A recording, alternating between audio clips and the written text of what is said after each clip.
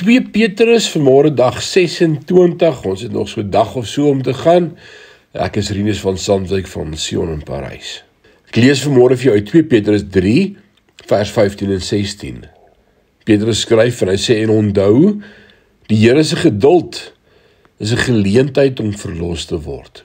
Dit is presies soos Paulus, ons geliefde broer, aan julle geskryf het met die wysheid wat God hom gegee het. Hy praat hieroor in al sy briewe.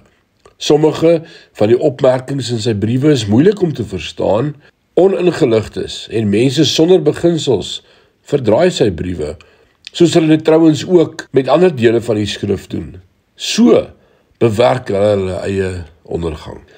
Ek wil vanmôre 'n bietjie met jou gesels oor Petrus en Paulus se roeping. Petrus en Paulus het 'n interessante verhouding gehad. In Galasiërs 2 lees ons dat Paulus Petrus bestraf het vir sy versuim om gemeenskap met heidene te hê toe mede Jode teenwoordig was.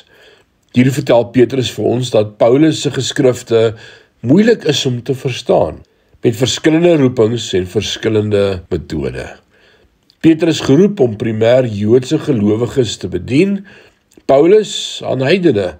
Illustreer Petrus en Paulus wat in en deur die liggaam van Christus moet plaasvind, terwyl ons beide eenheid en diversiteit in hom vind.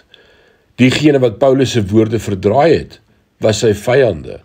Die wettisiste, wat Paulus daarvan beskuldig het, dat hy vir mense gesê het om te sondig, sodat hulle genade oorvloedig kan word. Gaan lees gerus Romeine 6, vers 1. Dit was nie die waarheid nie. Daar is diegene wat beweer dat dit eers eeue later was dat die kerk Petrus, Jakobus of Paulus se geskrifte as geïnspireerd erken het. Maar dit is nie die geval nie.